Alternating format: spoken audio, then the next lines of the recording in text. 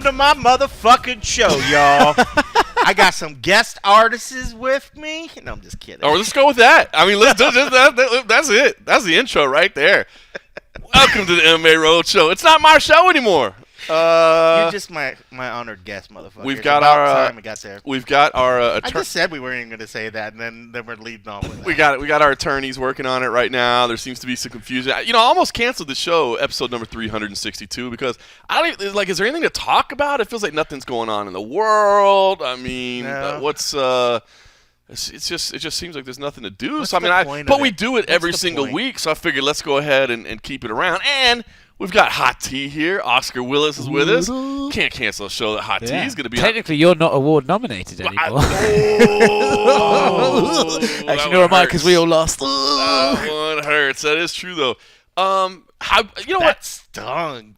He's been waiting to say that. I think he for the last 30 seconds. I was like, yeah, we'll do the intro. I mean, to be honest, I didn't realize we were going to intro with "It's my motherfucking podcast."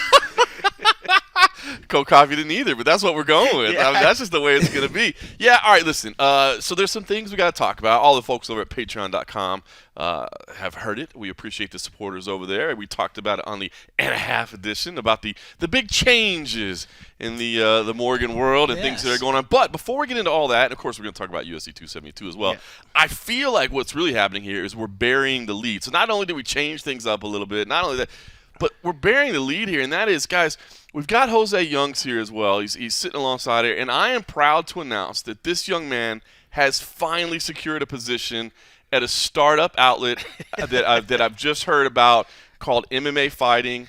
And we knew the young guy would make it work. He's been grinding. You know, you've heard him in the background in several episodes, and I just kept saying, "You stick with it, you young whippersnapper. Things will work out for you." And there's a new startup outlet, MMA Fighting. Listen, it's going to be a grind at the start. I'm telling you. But if we can, any advice you might need, any feel free to reach out. So congratulations to Jose Youngs. Good luck to the folks over there. I'm not sure really who's behind this whole startup operation. We didn't get into all that, but I'm excited for him. Yeah. And they have great photos. That's true. All right, so listen, we'll get into UFC 272, of course. I guess first off, yes. This is the first episode of the Roadshow that I'm no longer with MMA Junkie. I am now the editor-in-chief of The Underground. Wow. So that's your title? Editor-in-chief, son. Editor-in-chief, mixedmartialarts.com. They asked me what title I wanted. And I was head baller. Well, I was going to go with Big Dick McGee. Wow. I was looking at HMFIC, but they were like, that probably doesn't look real good. You know, the head motherfucker. Or just when you had to explain it. It's only when you have to explain it. Because they're like, oh, that sounds... I bet that's just I said he should just call himself the OG at the UG. I mean, come on. Put that on a shirt. Strong play right there. I like it. Might have to get the merchandise together. You know how we go. So listen. We talked about it a little bit. I'm not going to go into in depth about it, but suffice to say, me and some of the other folks in charge were not necessarily agreeing on the direction of my own personal career or the direction of MMA Junkie as well. So had this opportunity come up to take over. A brand that's been in the space since 1998, which is amazing, but obviously it's been really about the forums, and they haven't done a whole lot with the page, so working on kind of starting from scratch, man. I'm a staff of one right now, and it's a lot of work, man. I think yesterday was day one. I think I put in about 18 hours. So it's back to those days. Back to those days a little bit. So, eventually, hopefully, we'll get some revenue flowing, and we'll be able to bring some people on. But in the beginning, I said let's I guess maybe let's take the anti-approach of The Athletic or whatever, where it's like, hey, let's just go spend as much money on as many people as possible. I was like, why don't we do this a little bit more fiscally responsible? Well, I mean, listen, allegedly there are people out there who've been working at certain outlets on their own for ages, and, they're not dead yet, so you could do it if I could do it.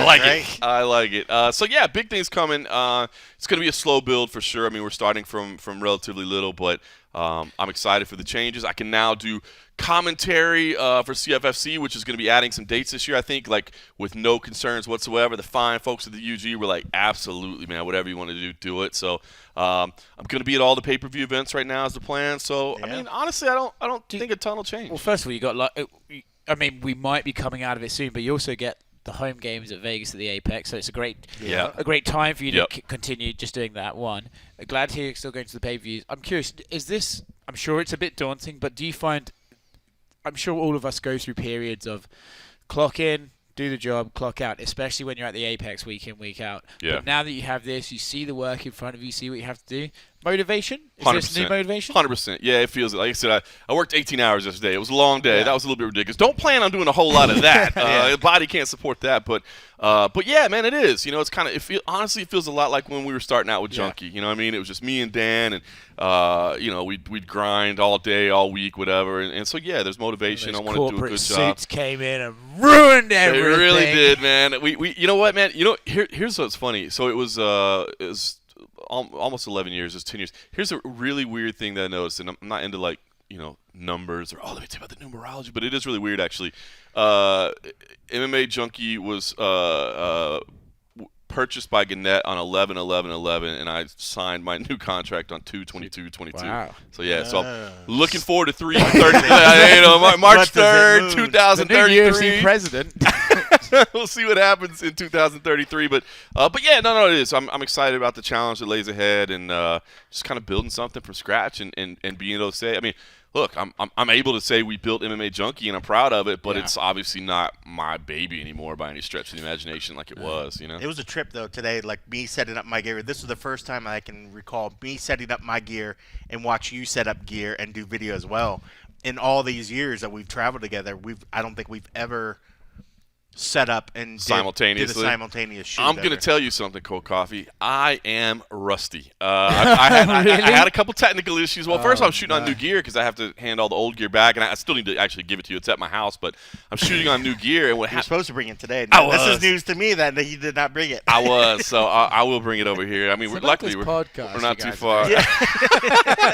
Well, I was shooting on the new gear. So what I did was I ordered the exact same cameras that I had, just because like it's easy. I can use it. It would be stupid to start over. Except that in between the time of when they ordered the model that I had and the model now, things have changed on it. You know what I mean? So like the interface and like stuff like that. Shit. So so I thought like today that I was just gonna be able to like boop boop. Plug in and play. No, I was like and again, that's my fault. I should have prepped myself on the gear when I was at home. It's the exact same. It's not a newer. It sounds like a newer model. It is a newer model, but it's just got different stuff on it and it's laid out different. That always happens. Though. If you take like, I mean, not that any of us get to fucking do this, but if you get to take any brief time off, I'm sure all of us come back, set up, and go, wait, hold on.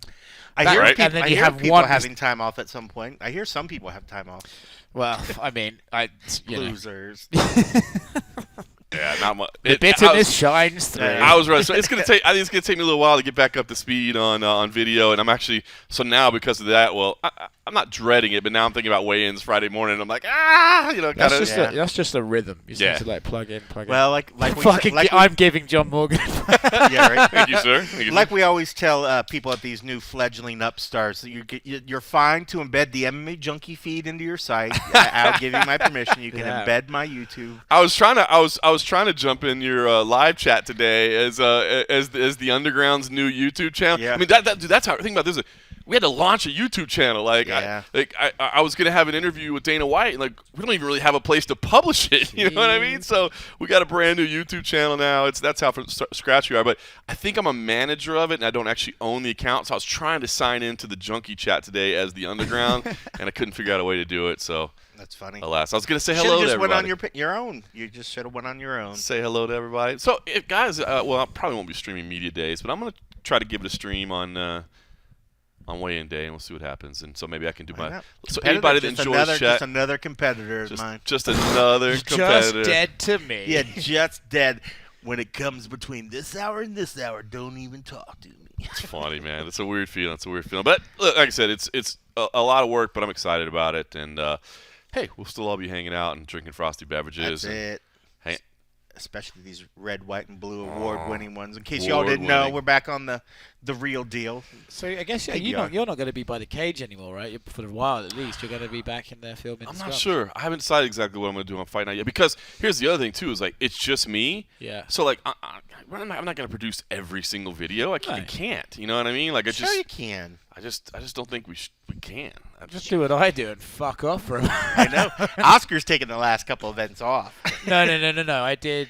He was there. I was there at both of them. I just wasn't there in spirit. Right. it'd been a That's heavy. what I meant I by had taking some off. friends in town. You It'd been a didn't couple of physically weeks. take it off. Yeah. You just mentally took it off. Oh, dude, mate. For one of them, I was like, if I went and slept in the car until the main. Yeah, that one. Wow. He I was didn't do he it, was but in I was good form. He came in. I was like, Oscar. It was like Oscar came straight from the bar. Yeah, it was. Anyway, so this pay-per-view. All right, let's talk about it. UFC 272. We did have media day today. Got to speak to most of the main card participants. So obviously, I think Renato Moicano was still kind of He was traveling en route to getting here, right? So we didn't have him available, but we did get to speak to instead Jalen Turner and Jamie Malarkey. They were brought in there. You're going to be your featured prelim, and of course, since we didn't talk to Renato Moicano, we didn't talk to Rafael dos Santos either. It was RDA traveling as well. I was wondering because they've had it in the past where they brought the one that the was one there. that's there. So when they didn't, I was like, that's really strange. It just made me question whether the fight was like for sure going to happen or whatever when they didn't Don't do say that. that. But it makes sense if he was traveling. Now it makes sense because I was still shaking my head as to why we never actually saw him. I mean, no offense to Jalen Turner and Jamie. But it's like, come on, like if we can have RDA as opposed to them. But there was something really awesome about when Jalen came in. He sees the screen. There's something about seeing them just have that moment where they just are taken aback and have such joy because to them it's like, holy shit, is that me on like TV? Like, is this being broadcast or something? It was really cool and refreshing to see that excitement, because then you get excited for them. It's when I say we talked to everybody, I guess I should say I did not particularly get to talk to Colby Covington. So we'll just jump onto that right now. Yes. I'm going to be honest with you because I'm sure people want to know. I mean, I've had some people ask me.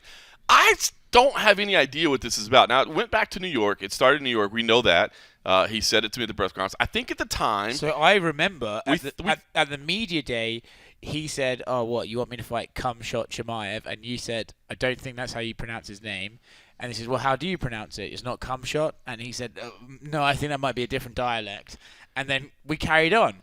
But then the next day at the presser, that's when he attacked you in New York. So the only thing it could be, unless you were like super nice to Kamaru, is that, I think, anyway. I guess, which is bizarre, I guess. At the time, that's exactly what I thought it was. I remember that's what we came to. And I guess we've never been able to confirm that. We don't know if that's what it's about, but that's the genesis we think of it. Now, I'll be honest. So today, it did catch me by surprise today. I will say, I kind of assumed he would do it at the press conference. Yes. I kind of assumed because that's where you keep the shtick up, right? You got the audience in there. You play it.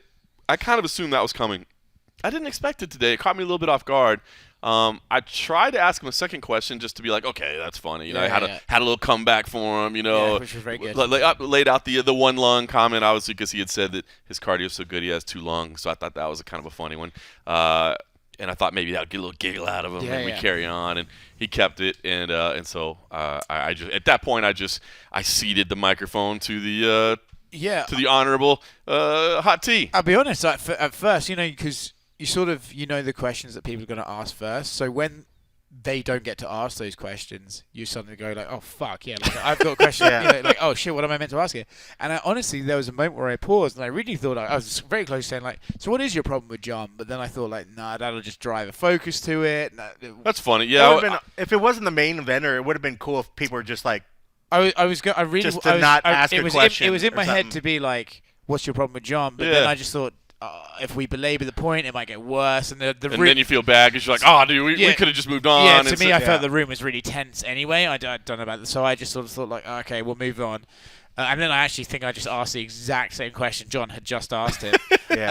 But yeah, so it was. It was. What's funny is so like and again, as you guys, I'll just put like I don't care. It doesn't upset me. Yeah. But I will say you're right. Like in New York, if you remember, like I'd laughed. I thought it was funny. We were cracking up. We're like, all right, dude, Kobe's doing Kobe. But in there today, where it's just like a dead room where there's no audience, it felt much different. It made me feel like pissed almost. I guess. I know, and that made me think. Like you've time and time again have defended Colby in the sense that when you're like, guys, granted, he there's a stick, there's a character, but behind that, There's a guy that's nice. There's a guy when he turns it off that he's genuine.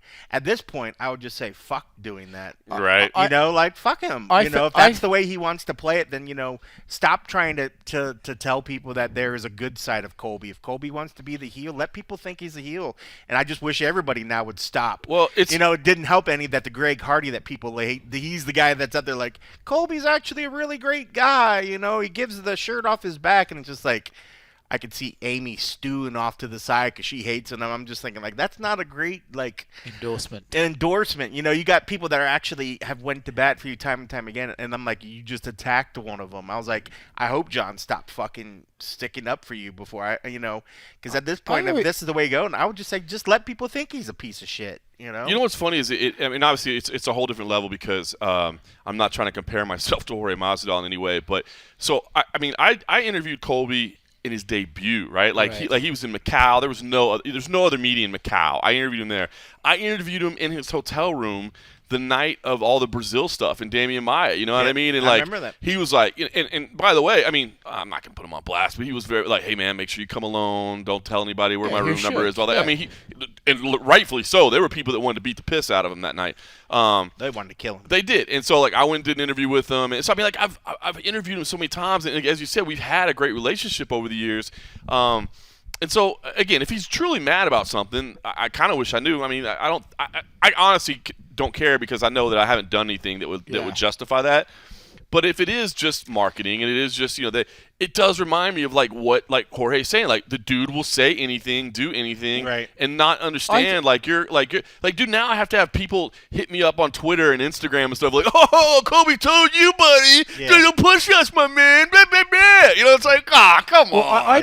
I took the New York one, the press conference one in New York, almost, and I think we discussed it after, almost as like a little nudge tip of the hat. Like, I'm doing this to you because I know you can take it. Right. I'm kind of letting you in.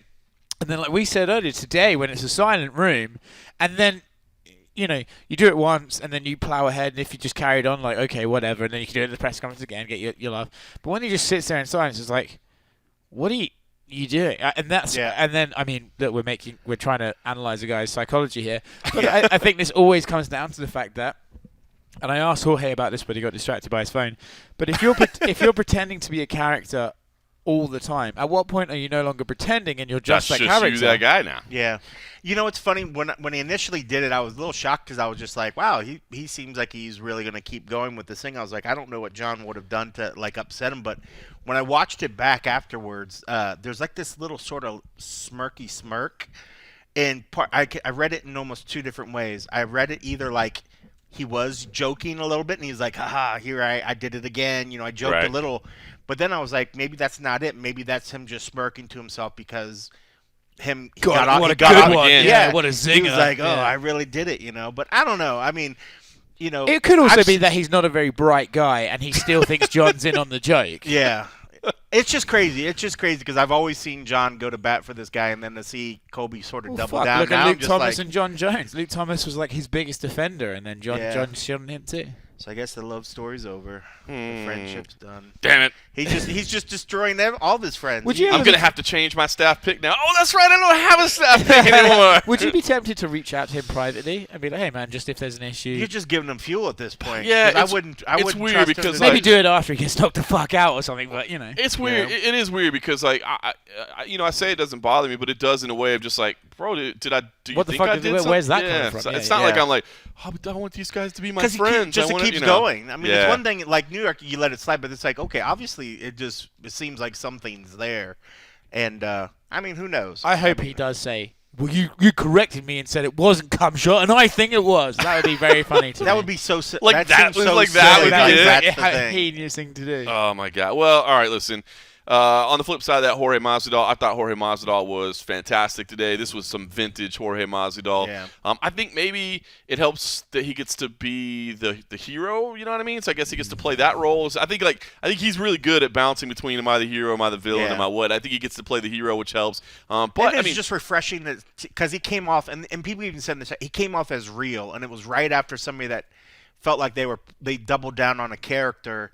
He came off as real, and I think that's why everybody in the room, it just felt like it was like a breath of fresh air because it was like, okay, we can just listen to somebody talk, and I don't have to try to decipher of what he's saying is either a line, Right. a character, an attack on somebody, or whatever. I mean, everything that he said. I mean, it made a lot of sense. And it was just refreshing. I love that side of him. I mean, sometimes when he gets on the other side and he's playing the heel, when he's playing like, oh, I'm just gonna smash this guy or do this, whatever, and he just plays like a character from Vice City, then I'm like, I get burned out on it. But today I was like, I'm actually very intrigued by what he was saying. It was just very, I was, captivated by it. It was great. It was good. I think a lot of that comes from the fact that he has genuine stuff to say. Right. I think when he fought Kamaru for the second time and it was like, oh, I'm going to do violence. It's going to be violence. Yeah. It's because actually he got beat 5 rounds What to am I nothing. gonna say? What am I gonna He say? didn't know what to say. Yeah. Whereas this, and I said this to John earlier,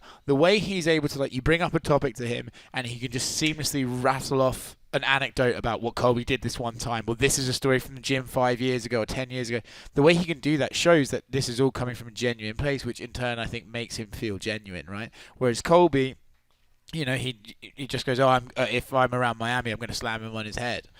Yeah. So, it's much more casual, much more, I don't know. The Colby stuff is really weird. I think Colby is sort of feeding into his own sort of, we talk about online, you get an algorithm if you type something in. I think he's doing that to himself. Yeah. Like, he says something horrendous, it gets a laugh. So he says something more horrendous and it gets a reaction. And it's just going around in a cycle, Jose Young's from that Jose Young. MMA fighting is what it's fighting. called. Yeah. Jose Young's from MMA fighting. Look out for it. I think they're going to do big things over there. So Covington Awesome. said that Masvidal was the new Fidel Castro, and Jose was the one who took the bullet and Castro and brought it up to Jorge. And it's like a new thing we haven't heard, but again, it's insanely personal because of his Cuban heritage and stuff. And I think Colby's he's basically trying to find the bottom, and it's I'll be honest, and again, I know that probably anything I say, people go, oh, just because you got your feelings hurt. I'm just throwing it out there. It's not that. I'm just getting bored from it. You know what I mean? Like, it's not. It's dull. It's not interesting. Yeah. Like, that's the thing when Jorge gets up there and you talk. Like, Jorge's captivating, and I don't know if everyone watched it. The ESPN interview he did with Mark Raimondi earlier this week, fascinating. Like, when he's talking and he's not putting on this sort of shtick, like you said, this sort of Scarface shtick, if you want. He's really interesting. The guy to listen to. Colby's just like, okay, so his kids, his wife, Dustin Poirier's a cock, all this sort of stuff. It's just like, I mean, he even threw a couple of attacks at the media in there. What he called us clickbait. He does all nerds and virgins, clickbait master. Yeah. I mean, there was something. I can't remember the line that actually Jorge said, but just like you said, there were two different versions when Colby's talked about, see him on the street, I'm gonna do this. But I love the subtle, just not evil, but just the subtle, really just hint of real danger in the sense of I don't know about this guy. When he rolls down the street, people hit me up. He might need to find a new city because he said he's going to get greenlit, which I was like, whoo! I was like, there was just something so much more sinister in the sense of you might say you want to come see me on the street, you're going to drop me. You might go back there and realize, there's no way you can look without somebody looking at you or somebody giving you a look. The mental image was so much more gripping for me hearing the words, how he was talking it, as opposed to just throwing a cheap, I'm going to drop him on his ass or I'm going to drop him on his head or whatever. It was like hint at that video game that you loved, you loved to hear, but it was fantastic. I thought the Jorge that we saw today, it was great. I would listen to that guy every week, much more so than the character that shows up. One in the thing suits. though, did we ever hear Jorge Masvidal call him his best friend on video? Because I'm pretty sure I remember fucking hearing that. I don't know. I mean, I swear, I feel like we've done interviews before with them, and he touted the friendship and we would never fight, close friends, something. I mean, it's surprising to me that if we couldn't go back and find some sort of reference of him saying that they were friends online, because I feel like I've seen an interview that we've done where touted the friendship and how they wouldn't fight, and this is my boy, blah blah blah. But now after hearing him today, I'm like, maybe I made that all up, maybe it didn't happen. Here's another one for you. There's still some people out there who believe, is it an act? Dude, just at what point is it not an act anymore, right? Well, to me, I just think they're not actors. They're not professional actors. Right. And to be honest, Colby can't get through a fucking scripted line without stuttering over it like a fucking idiot. They're not going to con the public and their gym Yeah. for years. To me, especially like, also Jorge is a man who's prided himself on being very traditionally masculine. Do you think he's going to be like, yeah, make fun of my fucking kids and then my wife, and then we'll make money? Like, I don't think that's really up their alley. Definitely not. To me, it's... And look, again, I like the fact that Jorge said that because I stand exactly in the same way, man. That's the line. Yeah. There is a line. You don't only talk about somebody's kids, and talk about somebody's family. Again, race, religion, family. To me, he said something like, it's more topical than anything else these days. Yes. You see what people do when somebody does something to your family or close. well, you know, indeed. just all you have to do is open up the news and see which MMA fighter has been involved in that recently. That's real shit right there. It is, You know, I mean, indeed. it's real. I mean, like, you could tease and you say, but at some point, once a line's crossed, I mean, like, shit's just real. That's the thing. I think everyone's going to watch to see if like they'll shake hands afterwards or something. You know, if they'll do it, because Colby said some heinous stuff about Kamaru, and Kamaru I think always took it kind of in stride. I don't think Kamaru was ever really like fazed by what he said, because I think he found it kind of amusing. But I'm curious to see if Masvidal shows any sort of... I mean, if Masvidal knocks him out, you're going to see the Ben Askren thing where he's like smacking the camera. He's going to, whoever Which loses... deservedly so. I mean, whoever loses This fight is going to have to. They're going to eat some crow, because I mean, like, both guys want to be that person that's just going to fucking teabag him in the cage or do whatever as much. They're going to want to do the worst thing to their opponent if they knock them out. Just like when the Askren, maybe clarify that, because there's some things they could do if they were unconscious, Ken. Yeah. They can't do that on paper. But unfortunately, people are there. Somebody's going to stop them. But just like when you saw when he knocked out, when you knocked out Askren, I mean, he was immediately in his face, was saying all this shit, and it was just that whole image. Like, I'll never forget that image, because it was so raw. Oh yeah. And that's going to happen for one of these two. If one of them gets a finish, that's going to happen again on the other side. Also, both of them are off 2 losses to the champion. Yeah. They're at a very sort of perilous moment in their career.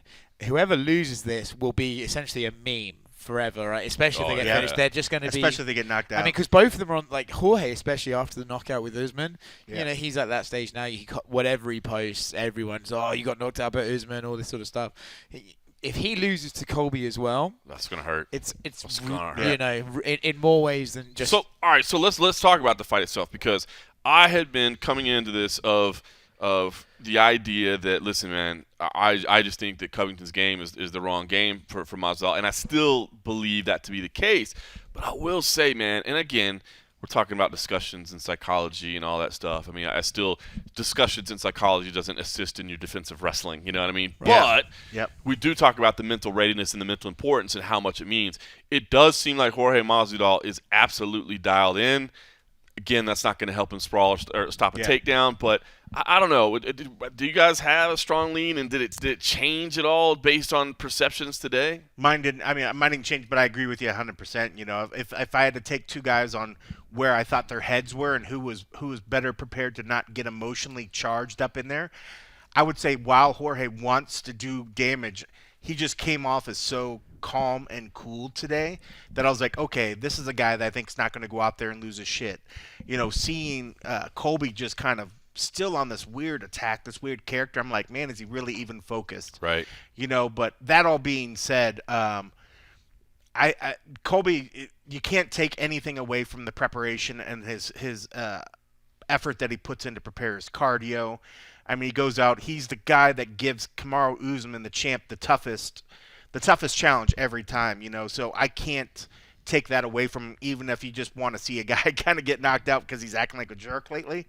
So I picked Colby in our staff picks. I mean, I think while Jorge has a chance to do some damage and land some good shots on him, Kamaru landed some great shots on Colby, and it didn't drop Colby out of it. So I just think he's got a decent, good chin that Jorge needs to catch him something fierce to, I think, finish the fight. And I just don't know. I think with the cardio and the wrestling and the way that Colby's able to kind of control and make the fight go his direction and how he wants it to go, I think that's just going to be too much for Jorge.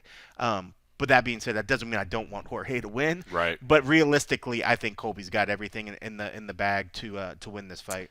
Yeah, I think sort of I'm on a similar thought as you, except I will say when you see a fighter like fighting someone and you know they've got history together and you sort of know the history, I need them to give me a reason why I shouldn't believe that history is going to repeat itself. Yeah. Today I found it very interesting that Jorge made the point to say when I was a 155er, he would wrestle me and those would not go well for me. But as I progressively got bigger over the course of 4 years, those wrestling sessions sort of evened out. And that's exactly what I need to hear to start thinking otherwise. And I will say, I think if you look at their relationship, if you look at all the breakdown of how they used to be, it's very clear that Jorge was big brother and Colby was little brother, right? It was clear to that.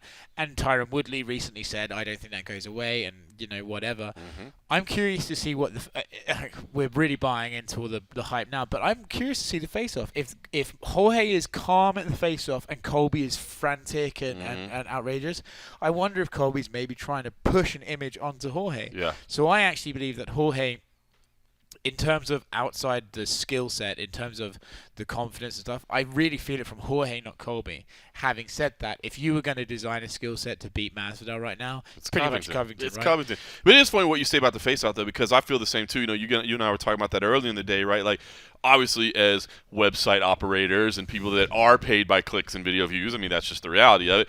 We want a fiery, crazy, nutty. I don't think they're going to let them close to each other. I don't think they're going to let them close. I think you're right. I don't think they're going to let them close to each other. And I do think Masvidal is going to kind of come with that, I'm not even, I'm not even intense for this. You know what I mean? Which is as a psychological play, as a mental prep or whatever, I don't think is a bad thing. It just doesn't translate into the yes. But I think he's gonna. I could be wrong, but I just think. Well, he's gonna. I agree with you. I think he's going to have the hands behind the back and stuff. But then I think Colby is going to be so ridiculous that it's almost going to have to suck Jorge into it. Right? Jorge can't remain calm when the other guy's in his face, freaking out.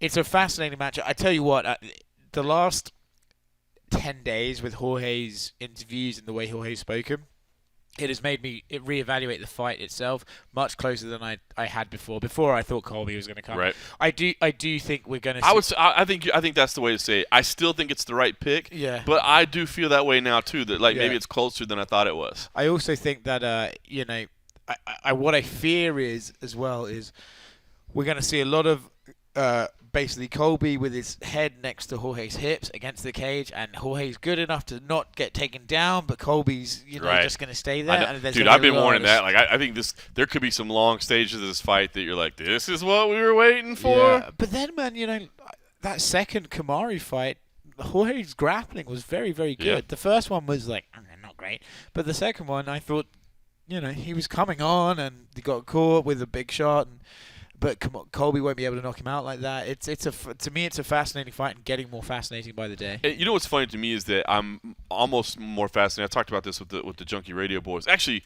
the what? The Tag Radio Boys. I thought the Tag Radio Boys. I talked about it. Was so you went back in time. I went back in time. Is kind of what you touched on earlier, Oscar. Is that dude, the loser of this fight is in a really bad position. You know what I mean? It's one of those fights where it's not like, dude, well, could the winner challenge for the title? Neither one of them, I don't think, is getting a third one right now. I think so, but no. I don't see it happening. I just don't see Usman wanting to do that as well. So, I think the loser of this is in a really bad I've got a spot. prediction. Well, maybe because it was given to me by the fighter itself in an interview. Hamzat could smash Gilbert Burns. Kamaru's out with a hand injury for ages. Do an interim title with the winner of this versus Hamzat. That'd be an interesting way to do it. That's a good way to keep him busy. I mean, the risk is okay, well, what happens if Colby or Masvidal beats Hamzat? But I would say if Hamzat beats Gilbert in a round, probably be all right. It's not bad. yeah, exactly. If he does it dominant, it's not like it's like, oh, this was a different level. Interesting. All right, well, listen, that's the main event. Of course, we do have a replacement co-main event. Rafael dos Anjos and Renato Moicano. Did not talk to them today because they were both in transit. It does look like I think they're on the ground now getting their stuff done. Edson Barbosa versus Bryce Mitchell. Kevin Holland versus Alex Oliveira. Greg Hardy versus Sergey Spivak rounds out the main card. Cold Coffee, any of those that most piques your interest? I think there's a little bit of something on the table for everybody. I think it's I don't think it's a bad main card if I say so myself, even if it doesn't have number one contender fights. Well, let's see. As for just looking quickly on the main card, I mean, obviously Bryce Mitchell is a big favorite. So, and I think that's an amazing, tough fight against Edson Barboza. I'm Unless you're a interested to see. goddamn hippie, then he ain't no favorite Well, of mine. did you see his fucking cowboy boots, man? They were Yes. strong. I was like, fuck yeah! Of course he's gonna come in with cowboy boots. I think that. Talking about the Federal Reserve is corrupt. Oh, I didn't know what he was gonna bring up. I knew he was gonna bring something up. So out of the main card, I'm actually probably a little bit more looking forward to that one, as opposed to the RDA Moicano, even though I think that's a good fight.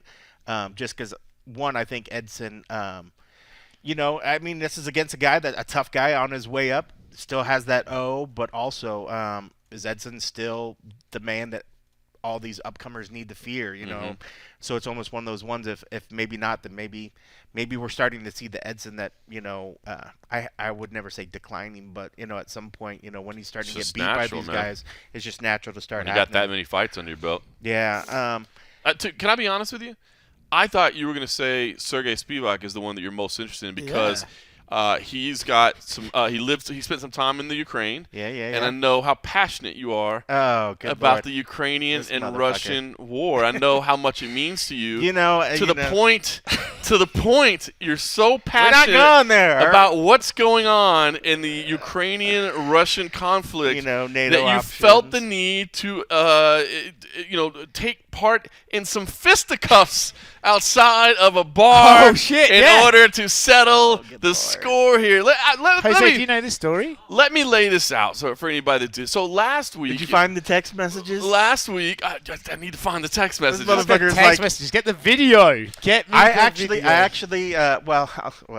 I did put in a request for the video, and I felt like an absolute douchebag. Yes. Good. I felt like an absolute. We should tell these people douchebag. the story before they know. So it. I don't want to show it to any of you guys because you guys will fucking post it, and then that's the me. Just point show of me on it. your All right, fucking- so listen here. So last week we did the road show, we did the podcast, and then it was the end of feels an like era. so long ago, and it wasn't that long. It was a week ago. It was the end of an era. We were sitting here. We were drinking some tequila. The tequila was going down smooth, right? Yeah, it went down good. Had a nice little buzz on, tequila buzz going on, and then we're like, you know what, man? It's kind of the end of an era. Let's go. Let's go. Damn. Let's go have a little frosty beverages and some wings. So we headed on over to Hooters over on Rainbow, just around the corner. Oh, I go there all the time.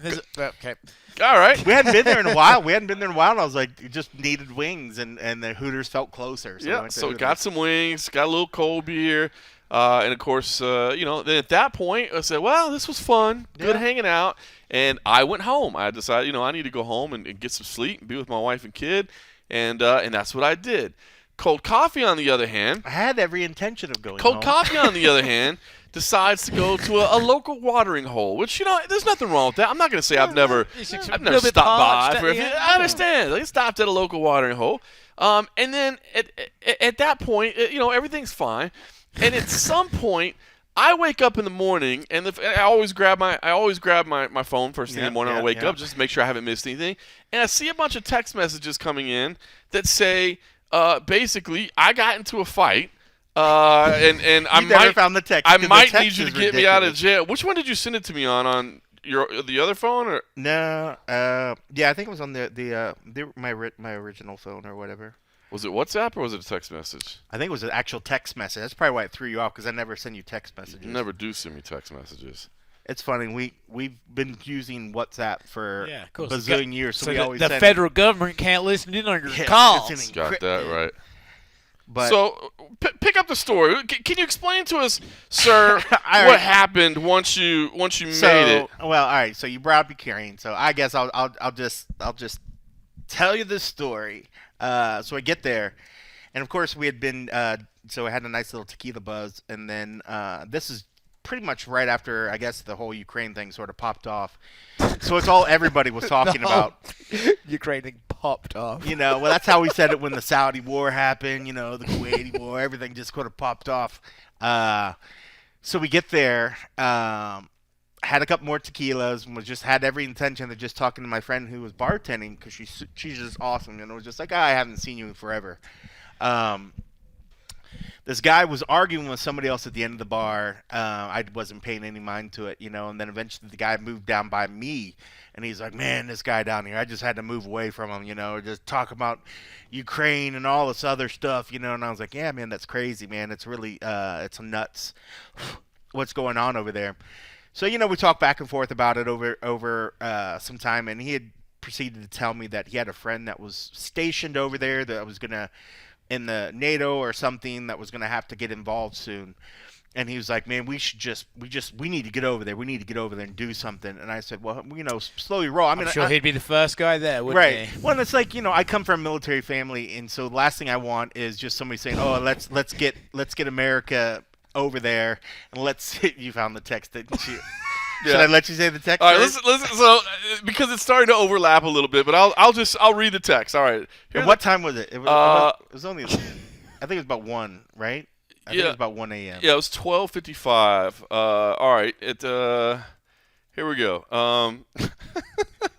Thursday, 12:55 a.m. Well, I mean, it's just we've already thrown a couple F-bombs out there, so tell the kids not safe for work. All right. Fuck. It starts out, fuck. Hopefully all good. Got in a fight. Knocked a dude the fuck out. Hold on. Hopefully when I leave bar, all good. Might Uber it to make it all good, but damn it. Ugh. LOL. Tequila is a bitch of a drug. And so I wake up. I didn't actually realize it was so early when I woke up. So I text him at 3:47 a.m. What the fuck? Like, what is this? And he texts me back at 7:30 a.m. LOL. What the fuck indeed. Dude was drunk. All started over Ukraine talks. Got heated. I was lime, dude. I believe that's supposed to be like, dude. I was lime, dude. Just go away. Just go away. Bartender was like, dude, move down. He kept chirping. I was like, fuck off. He was like, you want to go outside? I was like, let it go. LOL. I believe that was supposed to be. I believe that was supposed to be. Let's go. I want to hear that you were like, let it go. Let it go, baby. And then here's the best part of it. He's like, here's the best part. The next text.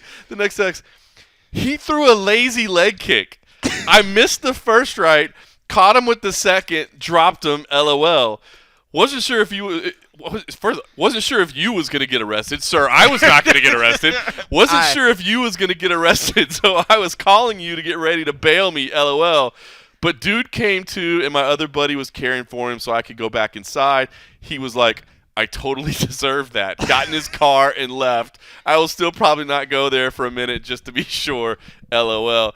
And my text back, as any supportive friend who was caring and concerned about his friend's health and well-being, I was like, who throws a lazy leg kick in a street fight?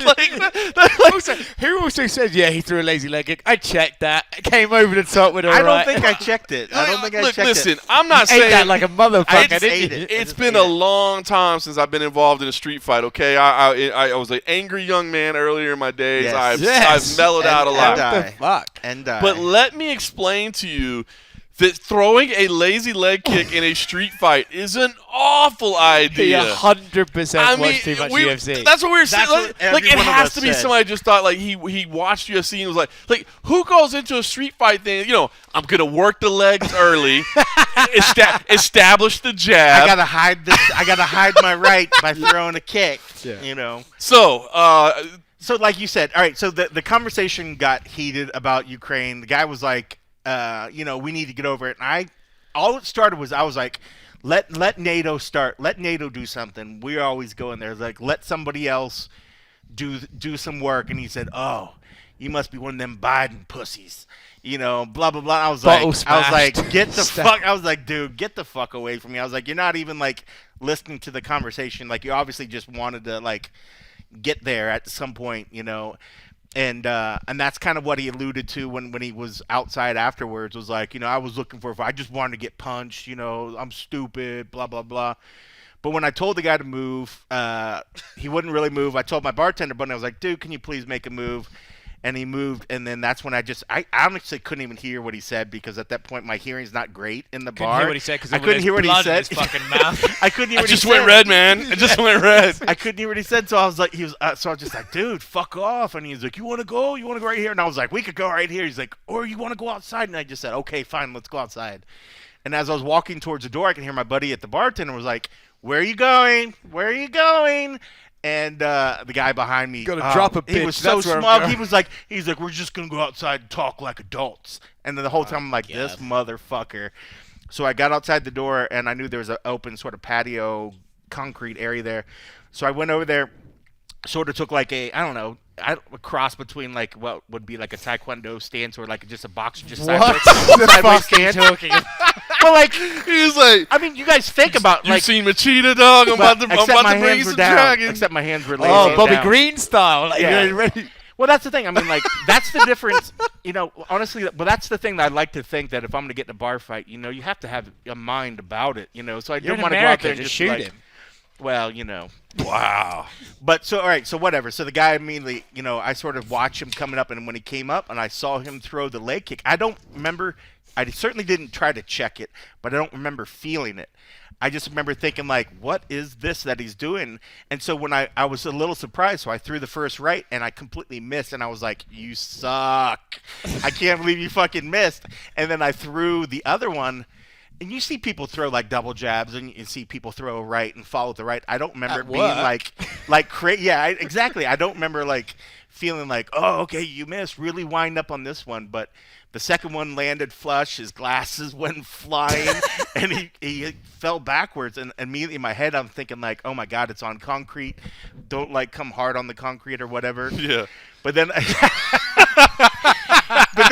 he dropped, and then I sort of just stood over him, and I was like, "Are we done? Are you done?" And his eyes came back, and he's like, "Yeah, we're done. We're done." And that was Ken the Hulk Hathaway, everybody. And then my buddy came out, and I started helping him. She's like, "I can't believe you're helping him up." I was like, "Dude, I'm just glad he's not like hurt or whatever." I'm helping him up so I can drop him again. But as my friend was able to hand it off and took care of him, I was like, "Somebody's got to help him find his glasses." And I thought that line sounded so funny in my head. I walked back in and then realized that they had all watched on the big CCTV that's next to the door. Yes.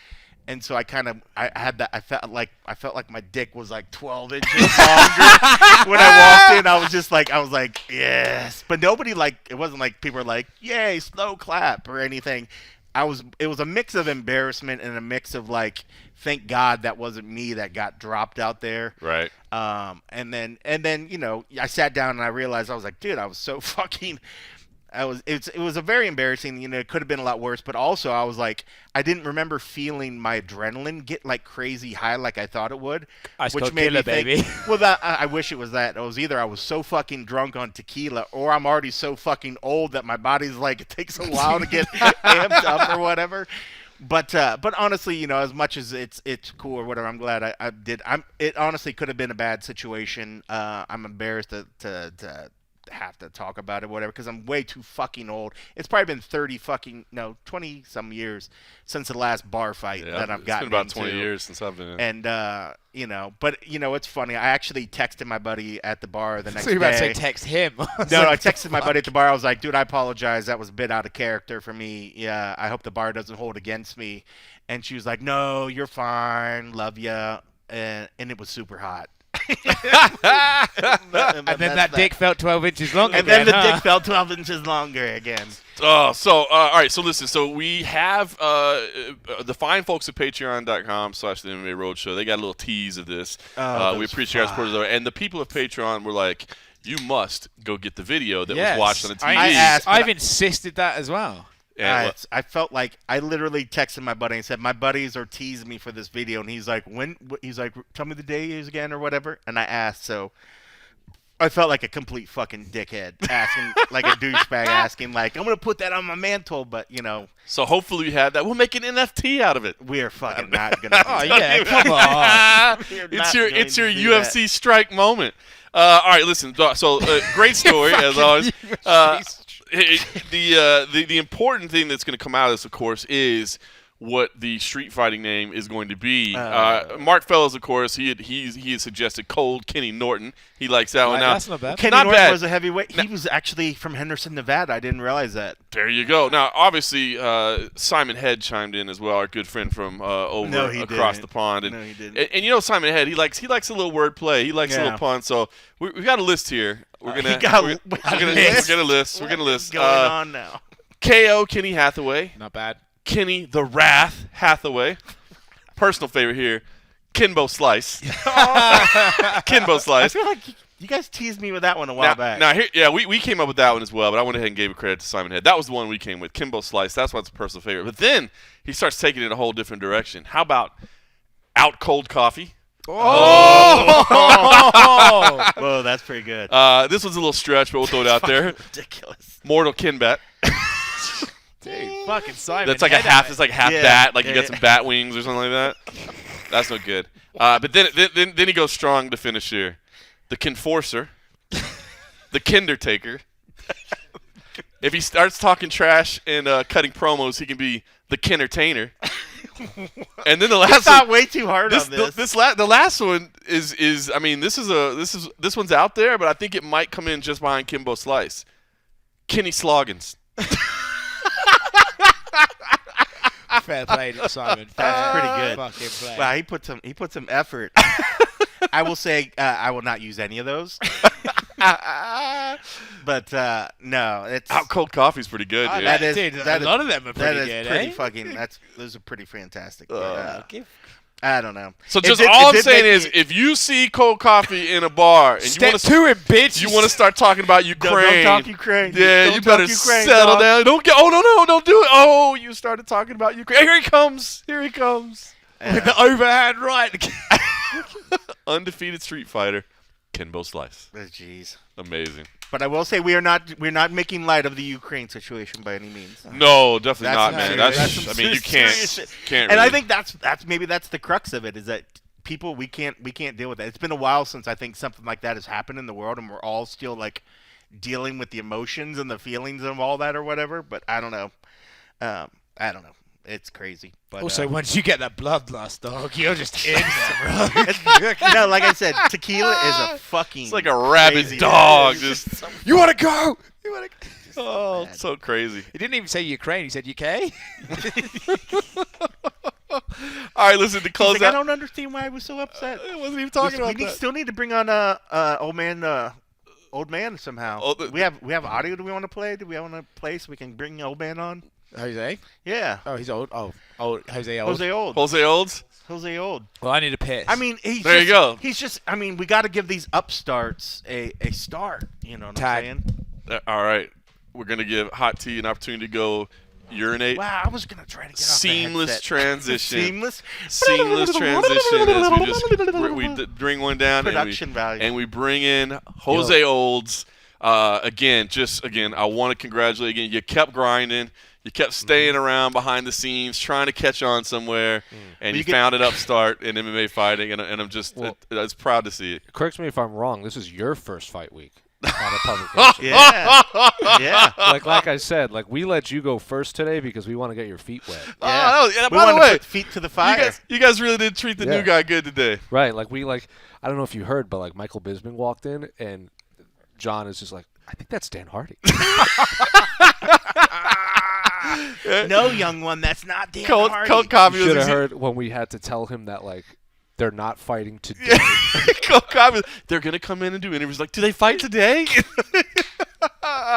It is. It's my first fight week, man. That's crazy. But no, Jose, it's funny. It is fun. Now that I'm not there, I can talk about it. Like, it is always kind of funny that like I think MMA Junkie and MMA Fighting, there was always like this like the two shall not exist, but like everybody kind of hangs out and knows each other. Whatever. That wasn't the case for a long time. It wasn't. But it is now. But it's still like Junkie and Fighting kind of go out of the way to not mention each other if they don't have to. And it's bizarre, and I think it's a I'm using air quotes, like it's a rule that none of us agree with, Right. but we just for some reason we do it. It is bizarre, like, right? Like in Bellator Phoenix, I hung out with Nolan every day. Yeah. And then we were just like, this is stupid, right? Like, we should probably just do a preview show. He goes, yeah, why don't we? I'm like, I don't know. It's so funny, man. It is weird now, obviously, being at the Underground. I mean, I'm a one-person staff, so I'm not going to be writing 20 pieces of content a day, but it did suddenly occur to me. I was like, oh, all that stuff's kind of fair game now. Like, if they're featuring something, there's no reason I can't do it over there. John's change in career even made MMA fighting slack. Did it really? They were like, did you see this? And I was like, huh. At first, I thought you were just going to go full-time commentator. Right. Honestly. Oh, and yeah. then, I'd like and to. then when I saw you, the UG, I was like, well, that makes sense. And then I saw it with Sports Illustrated. I'm like, oh, okay, that's the play right there. It's a weird fit, man, right? Like, it's I don't know, from the outside looking in, I mean, you can maybe tell me, but I don't know, of all the brands that maybe I could have gone to, it clearly was obviously the least obvious. Oh, without a doubt. But the most, like, kind of compelling to me personally, where I was like, dude, this is like, we could kind of like revive this brand that was like part of the original, structure of the sport. I don't think today's fans realize what the Underground was. I agree with you. That was like before Reddit, before Sherdog forums and everything. The UG, like, remember when Dana would do his scrums? Yeah. Like, after every show? I remember being in the scrums and if you looked at everyone's phone or laptops, they all had the Underground up to like, look for questions to ask Dana. Like, oh, did you hear this? Oh, did you hear this? And it was like 45 minutes of completely unrelated questions to what just the fights that it's just wild, happened right? because of the Underground. Seems like a lifetime ago where he would do that and just, we'd all be crowded in there together. And I remember having to hold like your camera up above your head and your arms would just go dead. Oh, miserable times. So what's your schedule like, man? You're staying busy, right? I mean, look, I guess the UFC's coming to your backyard. That's a good thing. Yeah, the home game for you. Well, yeah, I pretty much only do all the pay-per-views, and then if there's, Bellator Phoenix, Bellator LA, did 10 weeks in Abu Dhabi with you.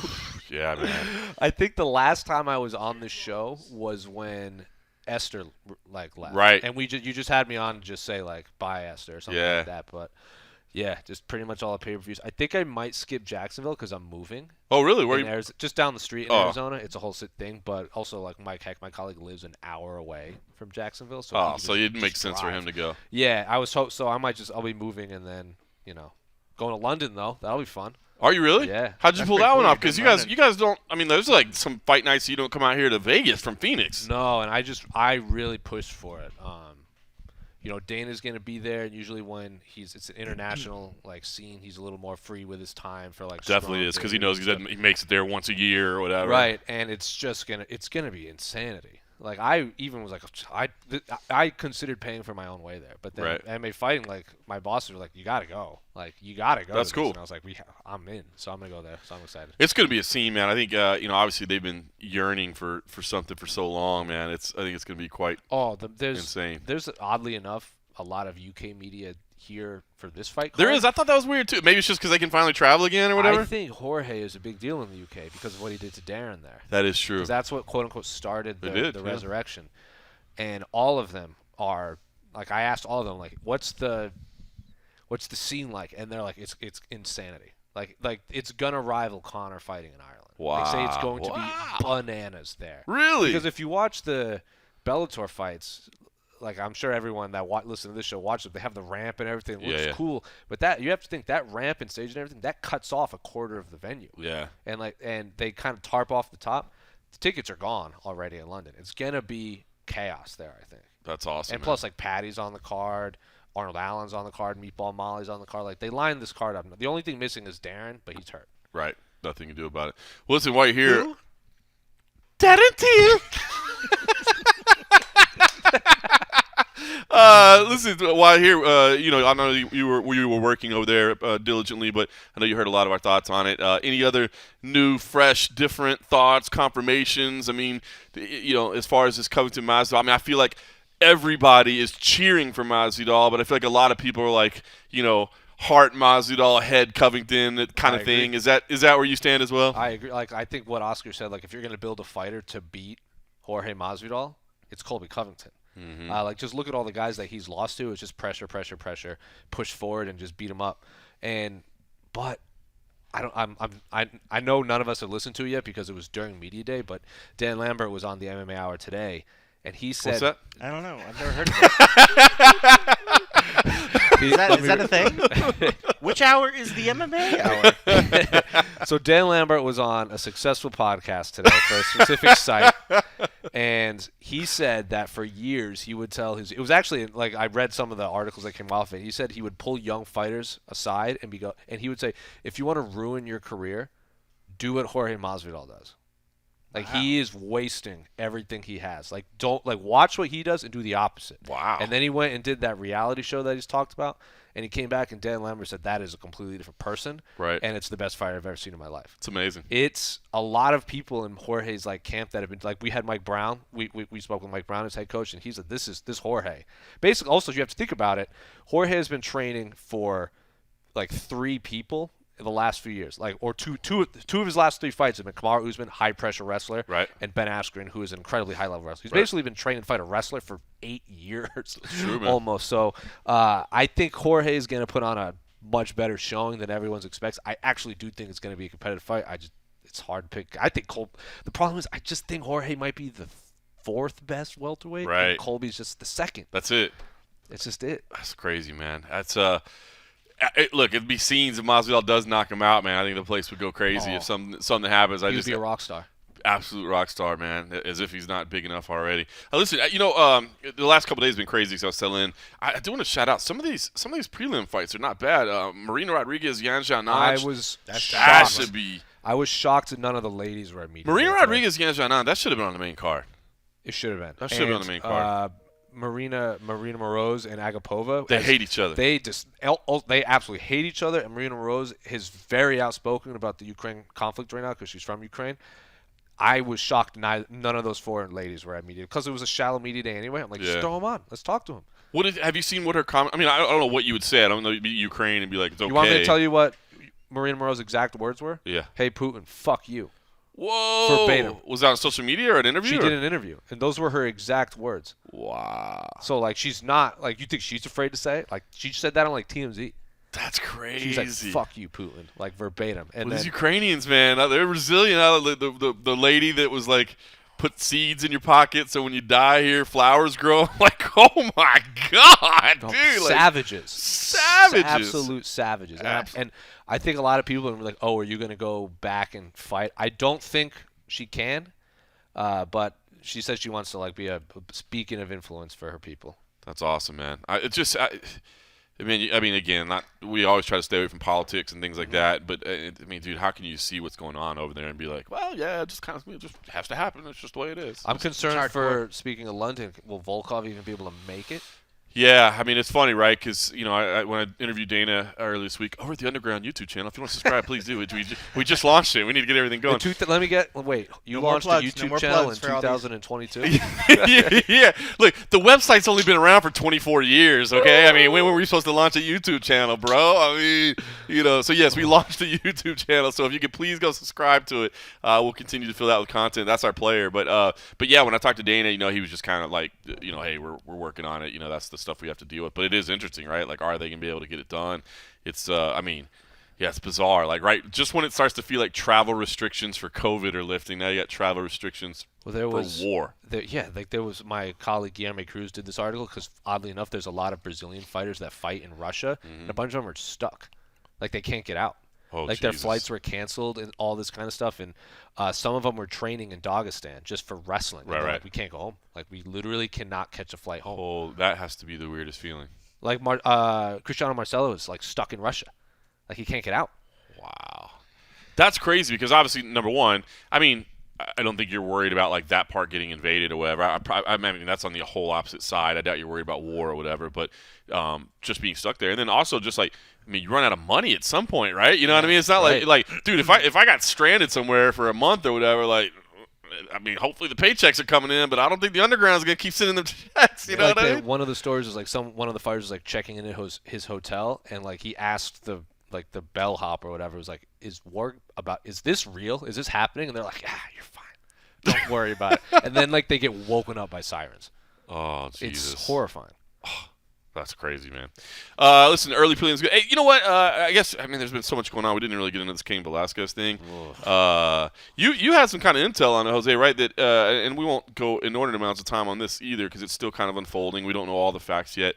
But you were saying from what you've read, pretty certain that he's going to have to do some chill time because this situation. Like, look, I'm just gonna, It's premeditated attempt. So here's why I want to hear what you guys have to say. Because listen, and again, this is not. I do the same thing, but I think any parent that knows would think about it. You know what I mean? Like you're like, dude, if somebody touched my kid, like I'll fucking kill him. I can tell. I can tell you that. Like, I remember when my son was like months old, and your kid's born. You're like, this is amazing. This is amazing. And then all of a sudden you realize like, oh God, I have to protect them from everything on earth. You know what I mean? And then you think, oh, dude, if some of these weird sexual predators like came and did something to them, I would literally kill them. So, in some ways, like it just feels like, wouldn't a jury of 12 people maybe go like, oh man, we kind of side with what you did, or do they not really have that ability to do that because, as you guys said, I guess it was, the circumstance mean that you can't get away from a jury saying like we understand why you there's did certain it. mandatory things that have to happen depending on what you do, and it doesn't mean that everybody that he's going to meet in prison doesn't say, "Dude, I would have did the same thing." It's tough. He clearly had in his mind what he wanted to do, and I guess the heartbreaking part of it is that he wants to lash out, he wants to protect loved ones, but by doing what you're doing and knowing that where that path is going to take you, you're now not going to be around to take care of your loved ones.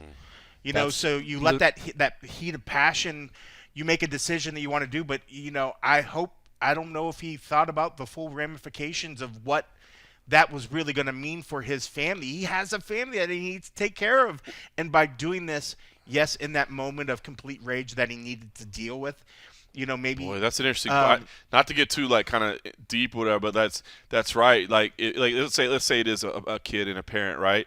Like, is your kid going to be more happy about the fact that you killed the person that molested them, or the fact that you're still around to take care of them? Yeah, because depending on how long it could be, this kid now, his family now very, very really faces the chance that they're going to grow up without him in their life for the next whatever. It just depends what they say.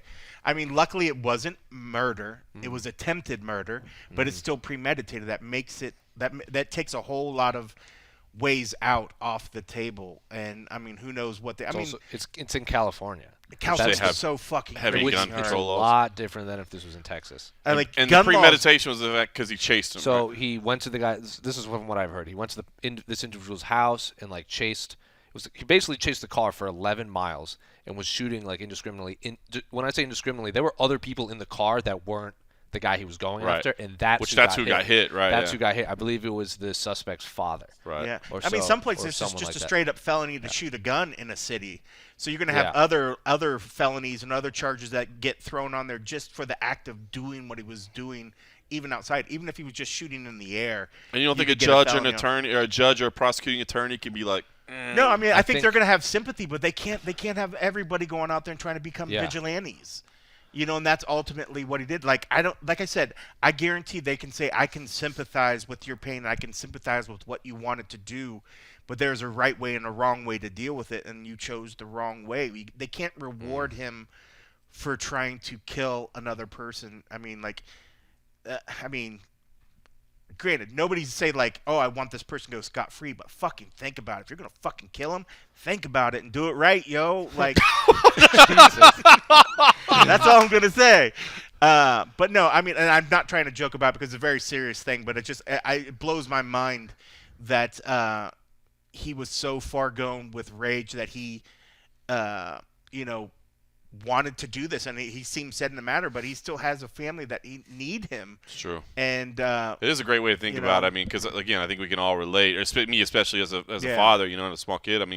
But you're right. If you end up going away, did you really do anything good? You know what I mean? Did you really? Is that really what So it's attempted murder, assault with a deadly weapon, assault with a firearm, shooting at a motor vehicle, willfully discharging a firearm from a vehicle. Like those are the big ones. And then the DA said the sad tragedy is that Mr. Velasquez chose to take the law into his own hands, endangering the public and everyone in truck. This act of violence also causes more pain and suffering to his family. God. Those are probably all felony charges. I wish there would be some way to just like, hey, probation, you can never own a firearm again. You know what I mean? Like, I think he'll. If I'm some of those could probably get pled off or something, but something's going to stick. At some point, you have to have something stick, or everybody. Then they're going to just say, "Oh, you let a celebrity off." I would be on whatever. I think there is no. Like, he is going to spend some time in jail. Sometime. Yeah. There's no scenario where he doesn't at least go to jail. Especially because the California is the big ticker. If this was in Texas, it would just be different. It just would be. They build a statue. You might even, dude, you might honestly, he might have to take like a plea deal to get reduced sentencing or something like that. Because like 5 years minimum. Like, if I'm his people, I'm shooting for 3 years. Like, I want him to do 3 years. That's crazy. All right, another seamless audio transition as we have 4 guests and 3 headsets. Joining us is Shaquille O'Neal. Yeah, because you guys were talking about it, I just, with all the crazy. Oh no, we're talking about Kane. Fuck it, I was in the Ukraine zone still.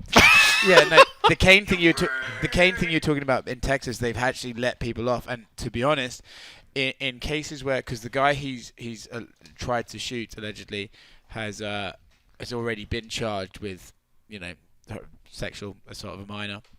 He could potentially get convicted before Kane even gets convicted, and it's very hard for a jury to convict someone who they know that their child has been, molested. Right. So I think if it goes to a jury, he will. Despite the fact it's California, I do think he'll serve jail time. I'm not a legal expert. I mean, it's not the perpetrator that got injured. right? No, it's the stepfather. It's somebody else. Yeah, I mean, but if it goes to a jury, you- I think you'll find he's quite a I mean, the defense team, like, their entire goal is just to make sure all 12 of those people are parents, right? I mean, that's is to exactly. make sure that every one of the jurors is a parent, preferably to a small child. You know what I mean? So I don't know. It's because you're right. The things you're saying are right. It's not okay. It doesn't justify what he did, but it's just like, come on, man. The Dana White on. the Dana White quote says, we all say we'd do it if that happened to us. Kane did it, and I think. Look, I'm not a parent, as far as I'm aware, but John, you are. Like, I'm telling you. I mean, I think it really and does. I would be over here at Cold Coffee's house, the Costa Cold Coffee, saying, give me one of your guns, because I don't own any, and I don't know how to go buy one, and my legal track record probably won't allow me to purchase one anyway, but I need you to get me one. Kenny, you own guns? Not officially. If you knew how close you were sitting to an arsenal right now. That actually explains that magazine that was sitting over on your kitchen table right now. It's like shooters, shooting America, like something like that. Oh, man. Well, listen, I saw the support for Kane last. I'm just going to be honest with you, man. I support Kane as well. I do agree with what you're saying. Yeah. It's not okay to take the law into your own hands and be a vigilante because, especially, if you happen to be wrong or something like that. Now you just killed somebody like, oh, no, that was the wrong guy. And as you said, he did hit somebody he wasn't even trying to hit. I mean, that said, I I think the longer sympathize. this goes on, the more we're going to realize more heinous and heinous details. You're hearing 100 times, you're hearing stuff like that. So I think the further this goes, the more I haven't heard many people criticize Kane. Nah. Right now. Honestly, like I said, shooting a gun at this individual is probably the least violent thing Kane could have done. It's so true, right? I mean, dude, like, could you see if Kane got hold of him, man, and just rip him from limb to limb? So, anyway. All right, listen, I want to talk about it a little bit. I guess I want to voice support. I'm not saying it's right because it's not right. People can't be brandishing weapons out in the public. But I guess I would just say I completely understand that it's as right as it can be while still being wrong. So, all right, listen, man, how about this? 4 different media outlets represented here. Whoa. We're like the United Nations of mixed martial arts over here, The man. Avengers. I was thinking when they announced it was announced that you were going to the we've UG. established this. Is Junkie older than the UG? No, UG was like the first. UG was 98, Junkie was 06. I think we were technically MMA fighting. I think it was 01. Right. But that was just like the blog status like style. Yeah. And then I think it became what it is now around 04, 05. Yeah. So it's Yeah, cool. we've been around for ages too. I don't remember the date, but it was way back there, right around there as well. It was literally years ago.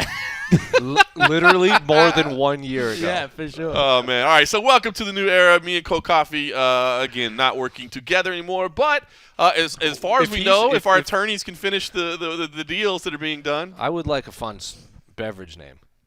Oh, that's true. We got tea. cold Because coffee. he's warm tea, cold coffee. Hot tea, Hot cold tea. coffee. Shit tequila. Well, if anybody can weigh in, because we'll be able to use a little bit more of Jose Young's now. He's